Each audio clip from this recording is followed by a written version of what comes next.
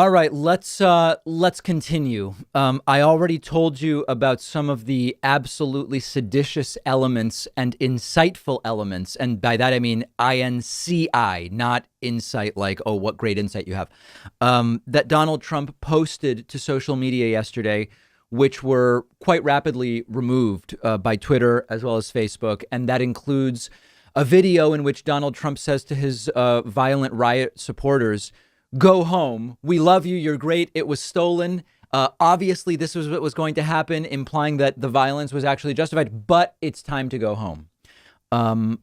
Twitter and Facebook suspended Donald Trump for an interim period as a result of the things that he posted. Donald Trump was suspended from Twitter and Facebook for his tweets and videos to supporters who were violently storming the U.S. Capitol. Trump posted the social media message saying he loves them and that they're just the best people, but that it's time to go home.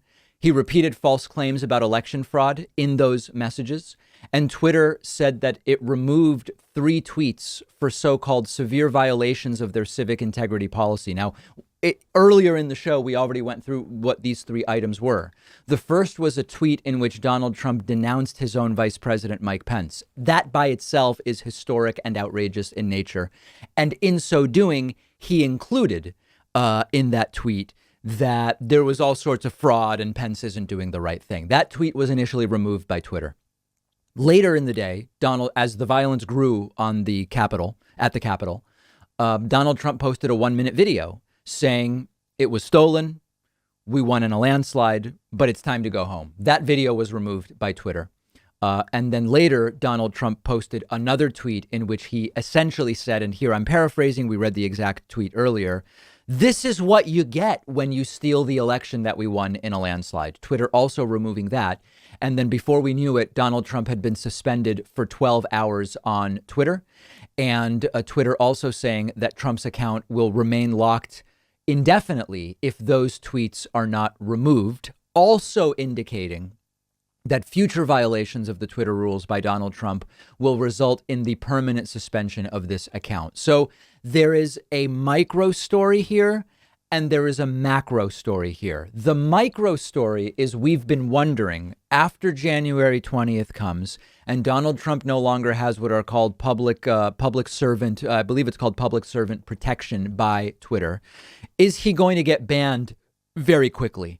And the reason that it's a micro story is that it really depends on, for example, does Trump even continue to tweet? A lot of people email me. They say, David, once Trump is no longer president, all he's going to be doing is tweeting. He's going to tweet even more. He's going to need Twitter as the bully pulpit because he's not going to have the bully pulpit of the presidency. Others believe that Donald Trump is being so I don't know what the right word is, disheartened. Disheartened almost sounds like the guy has normal emotions, but that Donald Trump is going to basically end up so defeated and shrunken by everything that's taken place in the last few months that we're just never going to hear from him again once he is no longer president. So listen, Twitter is making it very clear that if Trump continues this stuff when he's no longer president, he's getting banned from Twitter altogether. He has about 80 something million followers and Twitter saying we will ban him. And OK, that's interesting. The bigger story here is that we have seen such a debasement and coarsening of what is acceptable to hear from our elected officials that it has trickled down dramatically. And now things that 4 years ago would have been inconceivable from elected officials are considered sort of normal because they're not as crazy as what Donald Trump is doing. And I'll explain what I mean by that. Donald Trump is at the very peak of this completely unhinged, unbecoming language and behavior that we would expect to see from an American president, doing everything from inciting violent riots, attacking everything from reporters to his own vice president. I won't give you the list because it would take me hours to give you the list. That is a new high watermark or low bar, call it what you want. But in the shadow of what Donald Trump has made normal, to some degree, over the last 4 years, or at least expected because he continues to do it, a whole bunch of Republicans who in the past, even through political disagreements, would have said, this is too much. They now participate in either tacitly defending or repeating and sound and signal boosting to some degree much of what Donald Trump has been saying. And we really saw it come to a head yesterday, where only when these riots led to our elected officials needing to put on gas masks to be evacuated from the House and Senate chambers, only then did some of them, mind you, say, you know what? The 6 2-hour objections about so-called voter fraud that aren't going anywhere, we're going to drop it. We have to come together. The violence has to stop. And so they also, compared to the 2015 standard, have completely debased themselves. But in the shadow of Trump's more cartoonish debasement, a lot of them are getting a pass. And you're starting to see now, and we'll have some clips of this a little bit later, you're starting to see so-called reasonable Republicans start to put a dividing line in the sand, saying the Trump stuff is over the line. But what Josh Hawley has been saying and doing is fine. What Ted Cruz has been saying and doing is fine.